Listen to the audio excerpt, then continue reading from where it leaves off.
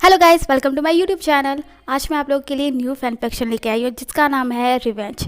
इस स्टोरी में रिवेंज है, मिसअंडरस्टैंडिंग है, फ्लैशबैक है और सीक्रेट लव भी है।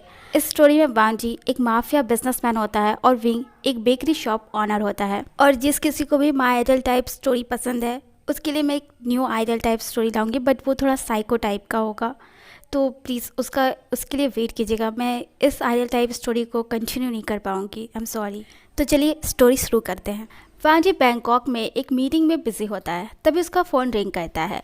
वांजी कॉल रिसीव करके कहता है, यस नी ब्रदर। दूसरी तरफ से नी मिंगजू कहता है, लैन वांजी सचान हॉस्पिटल में है। वांजी शॉक्ड होकर कहता है, व्हाट, क्या हुआ है ब्रदर को? नी मिंगजू धीरे से कहता है, उसने सुसाइड करने की कोशिश की है। वांजी कहता है, नी ब्रदर मैं आ रहा हूँ।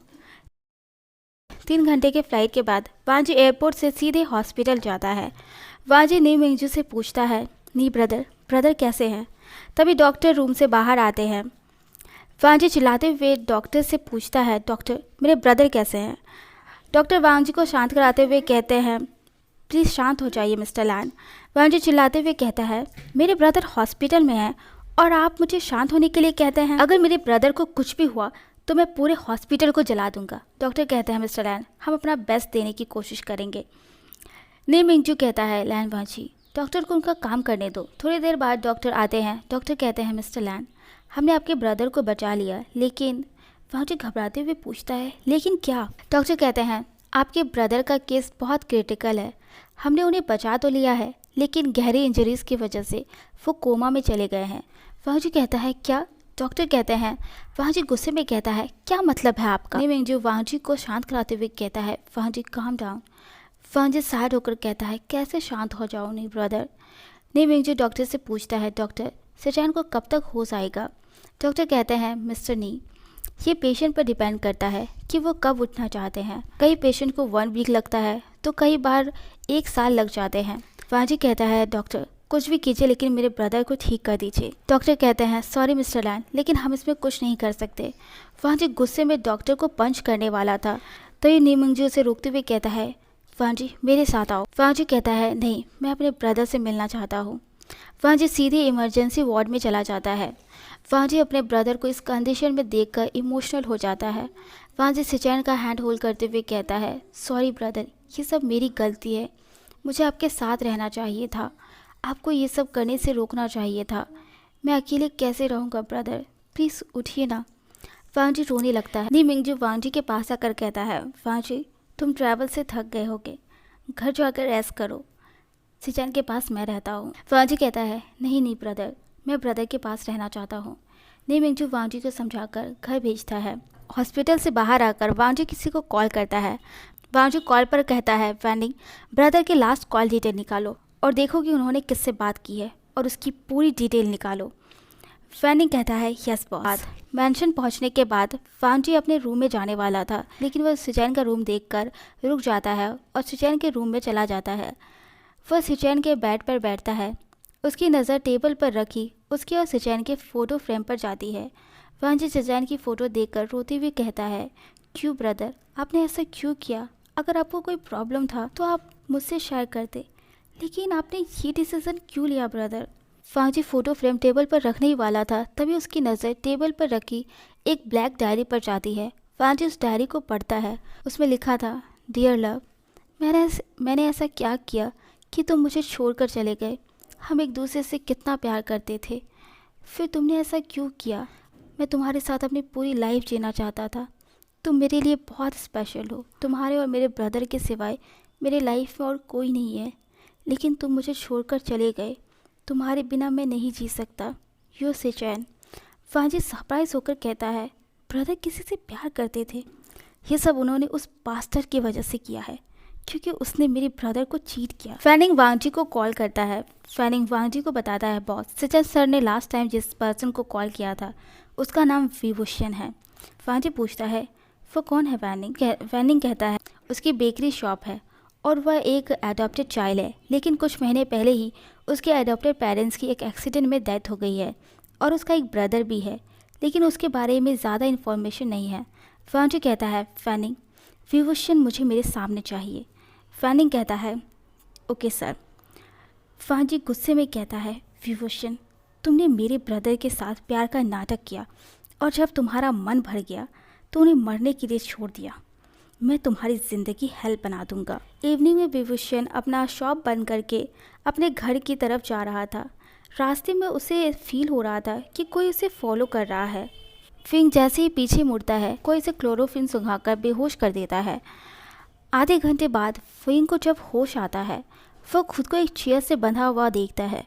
फिंग चिल्लाते हुए कहता है, तुम लोग हो कौन और मुझे ऐसे बांध करके क्यों रखा है? मुझे जाने दो। फिंग खुद को छुड़ाने के लिए स्ट्रगल करता है। तभी वैनिंग विंग के पास आकर गन दिखाते हुए कहता है, चिल्लाना बंद करो और शांत रहो। फिंग पूछता है, तुम हो कौन और मुझे यहाँ क्यों लाए हो?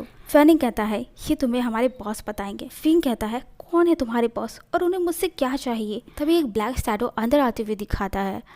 फांजी अंदर आता है। फिंग वांजी को देखकर कहता है, तुम?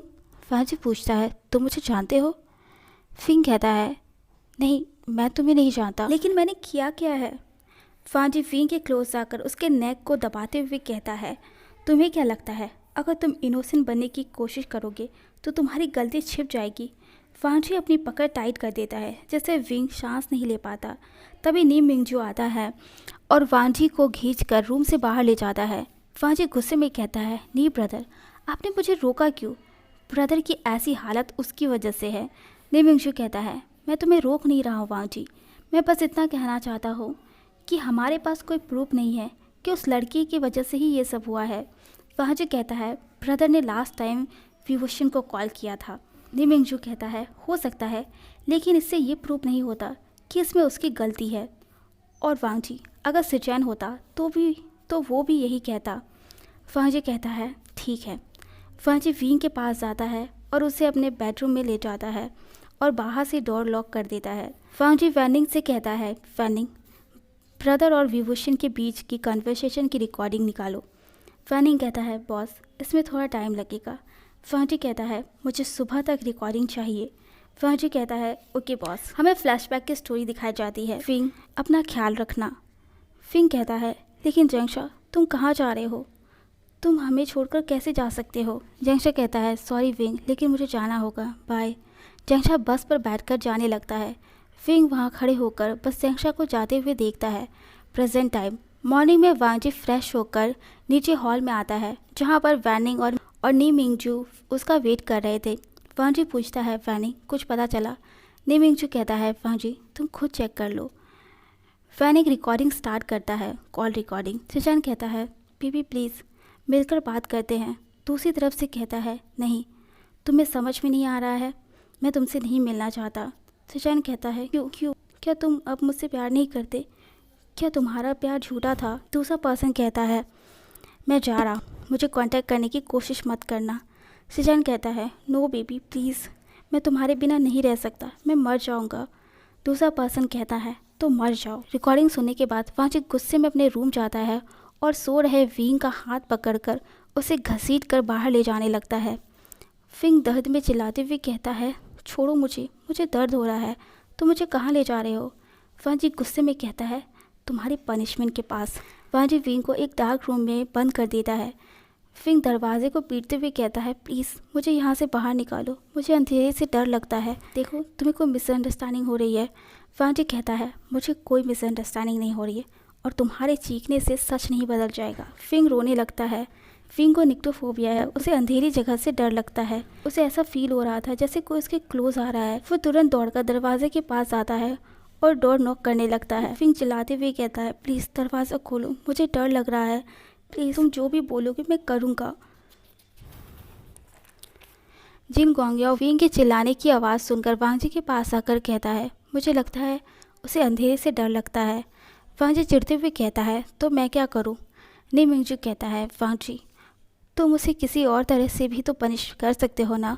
फिंग तभी भी चिल्ला रहा था। 10 मिनट बाद उसका आवाज़ आना बंद हो जाता है। जिन गोंगयाओ विंग की वॉइस ना सुनकर बेसमेंट में जाता है और डोर खोलकर देखता है।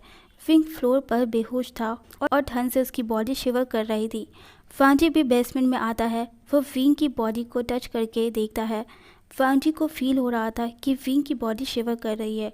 वह विंग को कैरी करके अपने रूम में ले जाता है। वांजी विंग की तरफ देखकर मुस्कुराते हुए कहता है, यू आर राइट नी ब्रदर, मुझे इसे दूसरे तरीके से पनिश करना चाहिए। फिंग धीरे धीरे अपनी आइज़ ओपन करता है। वह रियलाइज़ करता है कि वह उसी सेम रूम में है जहां वह लास्ट नाइट था। वांजी विंग के पास आकर पूछता है, तुम ठीक हो? विंग वांजी को देखकर डर जाता है। वांजी एक सॉफ्ट टोन में पूछता है, तुम बेटर फील कर रहे हो? विंग हाँ में सिर हिलाता है। वांजी सडनली विंग के बाल खींचते हुए कहता है, तुम मुझसे इसी टाइप के रिस्पॉन्स चाहते हो ना? विंग वांजी की तरफ पेनफुल आई से देखता है। वांजी कहता है, कुछ बोलो। विंग धीरे से कहता है, दर्द हो रहा है। वांजी विंग के बाल को खींचते हुए कहता है, तुम ये पेन डिजर्व करते हो। वांजी पूछता है, मतलब? वांजी कहता है, ओह, अब तुम इनोसेंट बॉय बनने का नाटक करोगे। वांजी विंग को पकड़कर हॉल में ले जाता है और उसे फ्लोर पर पुश कर देता है। वांजी विंग के सामने एक पेपर फेंकता है। विंग वांजी के इस बिहेवियर से बहुत डर गया था। वांजी चिल्लाते हुए कहता है, पढ़ो। विंग पेपर देखते हुए कहता है, मैरिज? वांजी कहता है, यस, हमारी शादी हो गई है। विंग कहता है, लेकिन मैंने कोई पेपर साइन नहीं किया है। वांजी कहता है, ये पेपर तुमने खुद साइन किया है। वांजी मुस्कुराते हुए कहता है, तुम्हारी मर्जी, तुम मानो या ना मानो, यही सच। विंग चिल्लाते हुए कहता है, नो।